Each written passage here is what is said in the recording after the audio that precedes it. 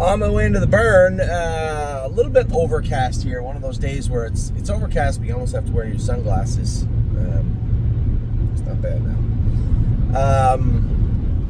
Less rain called for tonight at the Meadows, but still lots of rain. So it looks like I'm still going to get wet.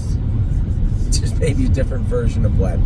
You know, I wake up, this time of year, I always wake up with this uneasy feeling because everything is about to cascade, right? All the horses are going to qualify, all the stakes, everything's going to be laying on top of of one another, which is all laying on top of me, and it leaves me with this very uneasy feeling, especially today, starting with the qualifiers.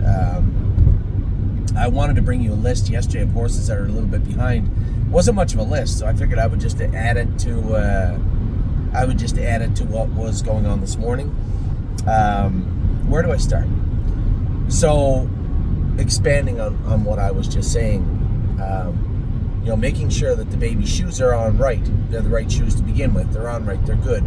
They've trained good. I got a message from Eric saying Degas had a slight temperature today. Does that change your plans with Degas at all? Now it's Friday. She's supposed to qualify on Tuesday. Train great on Wednesday. Should we be overly concerned today? Run some fluids. Maybe give her a shot of Banamine, watch her throughout the weekend, jog her light tomorrow, maybe even draw her blood on Monday. Well, Monday won't help because she'll be on her way to the Meadows Monday afternoon if we go. So there, that starts the wheels going. What else? You know, this thing with Maury still bothers me for the middle of the week. Tim has got his shoes changed. He got a little bit of vet work on him. And the horse has had a lot of vet work over the last month. So that too is bothering me. Here's a horse that I thought we had moving in the right direction and then took a sidestep to the left. And it's not that he was lame. It's not that he's in disarray. He's just not right. Or he wasn't the other day. Hopefully he is now. So he's got to qualify on Tuesday. Then Chicago Hall makes the break last night. Man, I was pleased with his gait right up until I wasn't. Coming out of the last turn, and I'll tell you what it was. Come out of the last turn, touched himself, kind of shimmied sideways, and where those hobbles would have caught him, they weren't there anymore.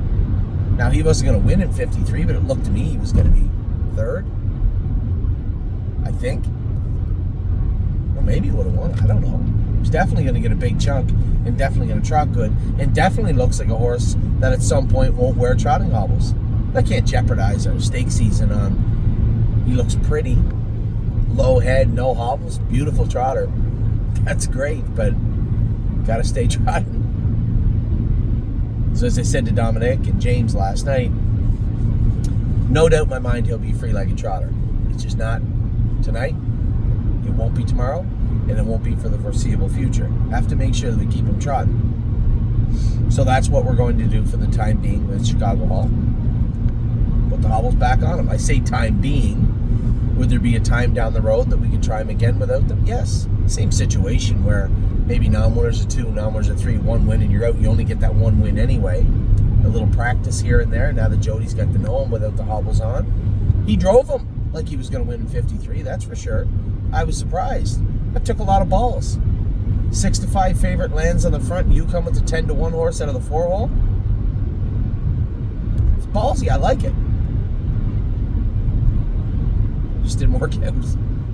Didn't work out. So we'll put the hobbles on him and race him next week, but he certainly looked like some kind of beautiful trotter without those hobbles on too. So we'll file that under project for another day. Get the blood work back today on the horses I was concerned about. Vehemence wasn't bad, so it likely was his shoeing. He might have just been shod a little tight. By tight, I mean maybe he took a little too much toe off from last week. That's why he was pacey. Maybe he needs a tiny bit of that work done. For a horse that looks as ugly, and that's a mean word, but it's true. For a horse that looks as ugly as he does, gait-wise, it doesn't take a lot of that work. Millie girl, got her blood back? Yes, she did tie up. She can't go on Tuesday. That AST is still 1,600. It would make no sense to be in a bigger. If Tuesday was a stake race, yeah, we could have her ready by Tuesday. It's not a stake race. It's a qualifier. So she'll be scratched. Captain Doolittle will jump in there. We did have a waiting list for those trailers. There's 4 over there, and we have spots for 11 horses. So that's how many we can take on Tuesday, 11. So Captain Doolittle will jump on the trailer on Monday for Millie Girl. Now I want Leland Hanover. Yesterday I spoke too soon. Trained great, and then popped 2 splints. Now you might say, "Oh my God!" Well, hold on. That's a good thing. Those splints they don't just reach a boiling point and blow out. They've probably been there bothering him for a while. What you would call a blind splint. Maybe he doesn't present like a splint. Maybe you can't get him to react like a splint. But it's in there, and it's biting at him. Now he's got 2 little splints, both front legs. We can cryo those, quite frankly, very easily. And I've told you over and over and over throughout the winter, it just gets out of gear sometimes. I can't really put my finger on it. It felt like a splint. Couldn't find it. We found it. So he has a couple little splints that popped out. We'll cryo those on Monday morning, Dr. Latessa said. And then we'll move forward with him. It'll just miss a week. And anyway, quite frankly, the least of the importance on this list would be him in regards to qualifiers. The first stake race for those 2-year-old pacing colts is July 26th. And he's a June foal. There's no rush. So we'll qualify Monday, take our time, but very, very happy that they came out, because I would say with a fair amount of certainty that was lingering in there. That was festering in there. Now they popped out. Now we can treat them. Bye-bye wrinkles in his game.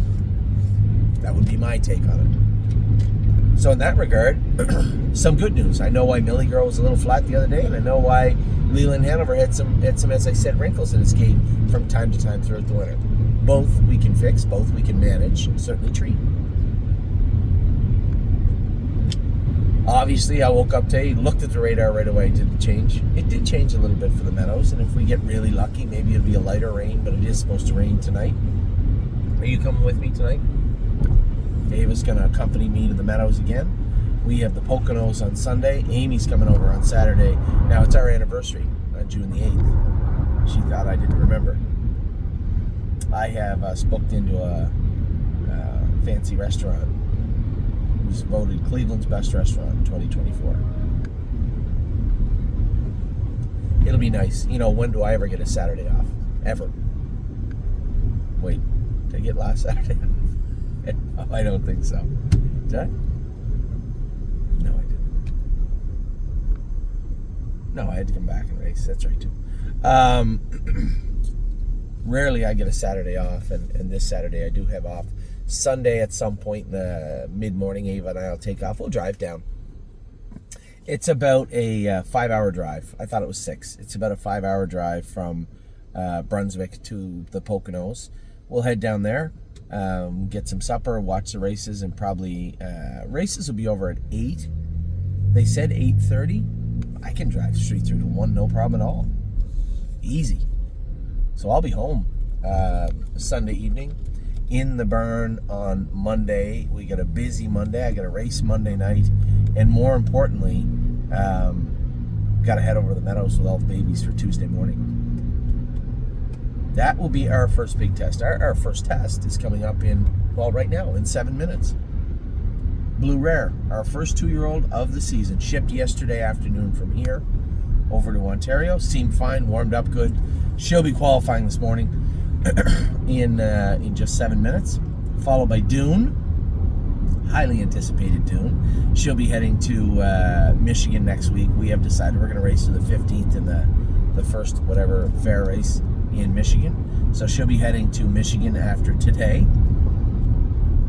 And then we have Riding the Rodeo later on. Also, James is not going to go with Riding the Rodeo. I think Billy Davis is.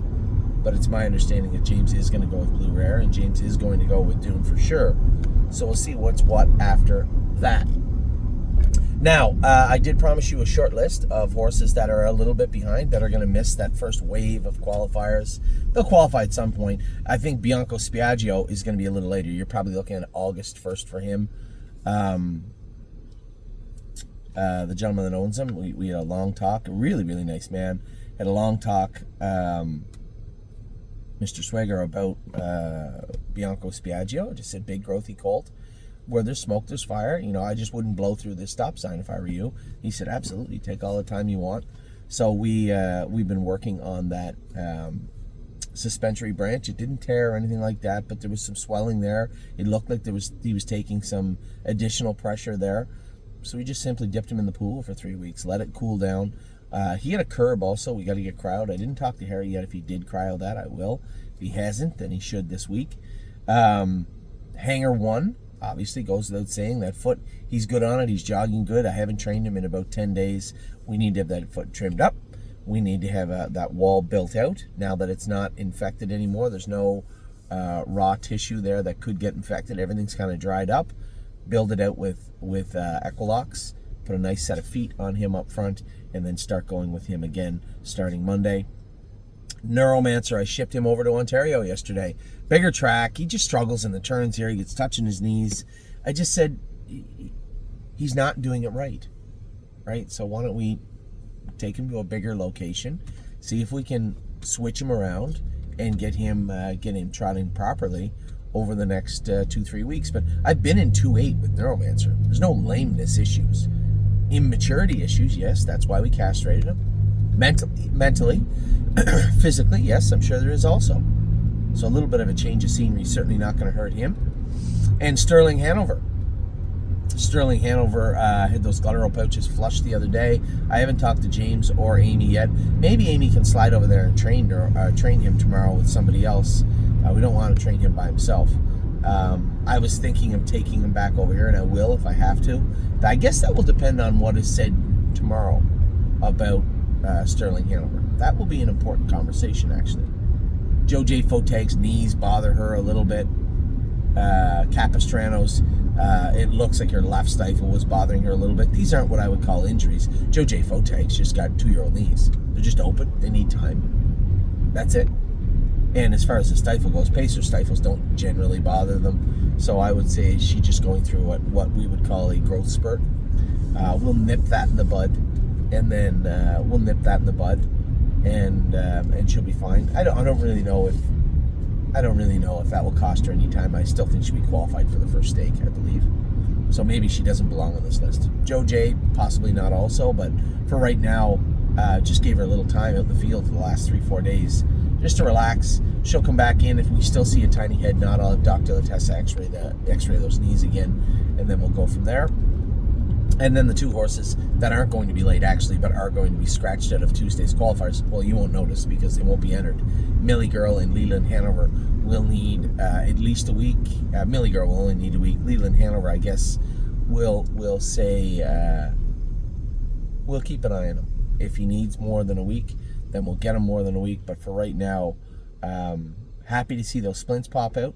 Happy to see that what I saw with Millie Girl was confirmed in the blood work. She did tie up a little bit. So what is that thing? That's a cool old truck, eh? I don't know what they call it, but that is a cool old truck. That's like from the 40s, 50s.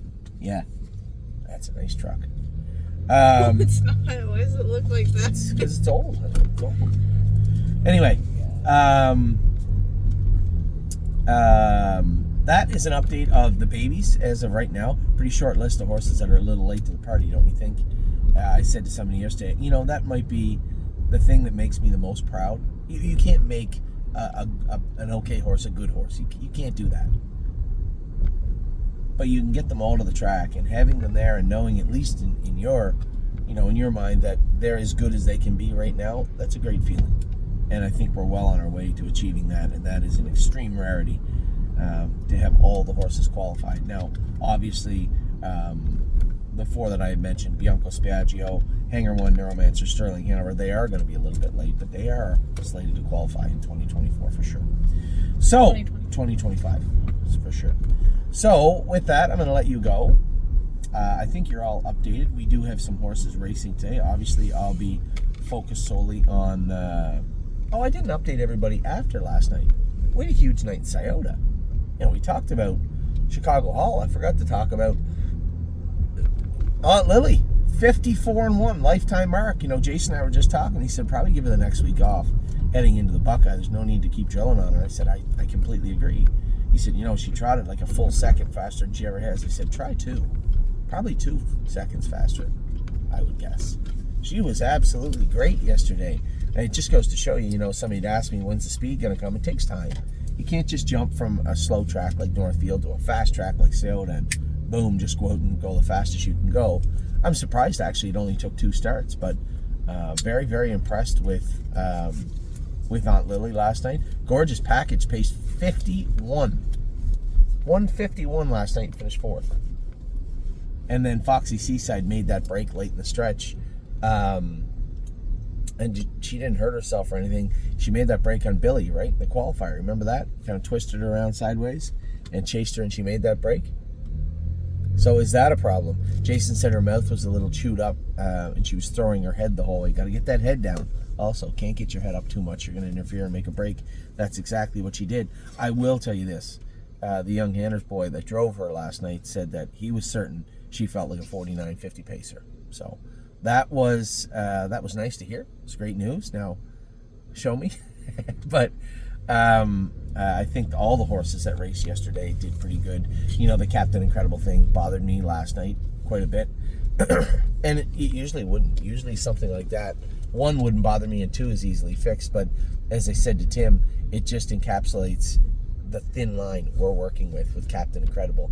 Everything has to be perfect, or things like yesterday will happen. And you might watch a race and say, look, you got a little rough, but geez, you know, those are 2 good horses that were in front of him. He paced 52.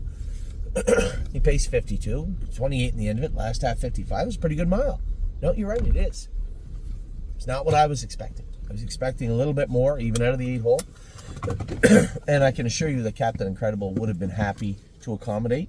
He just couldn't do it. He malfunctioned a little bit, little Go see Bobby. Yeah, go ahead, honey. You know, just got a little out of gear. Get into that knee a little bit. It's on that line a little bit. He's going to find that knee. Got to keep him off line. You got to keep him perfect all the time, which is impossible almost to do. So in that regard, yesterday was a pretty good day. But I'm looking for much more next week. So now you have it. My apologies on Aunt Lily. It's a great night. I mean, it's a fantastic race by her and by Gorgeous Package. And unfortunately, it looked like, quite frankly, Foxy Seaside was going to scoot up the inside, which would have had her pacing right around 150 and 4 and made that break. So we'll square her away also. Let me look and see what we got going on here today. We have, we have Woodmere Betcha racing in Truro at 6 o'clock. She is 3-1. Good luck to Smitty and all my partners. 7:30 in the pouring rain. We have Looks Like Money, who is, for the first time in a while, not picked to win the Open. That's a decent horse that won that race last week. I didn't realize he won so many races in a row. So definitely a tough horse to beat. And then, of course, you got Burke's horses in there. Texong Soprano also 15-1. Why? That's why. Post position 8. Ouch. Saturday, I'm not going to be present. Patrick DePrana is going to race at the Meadows. He, too, is the 8-hole. Sean Johnson's going to drive that horse.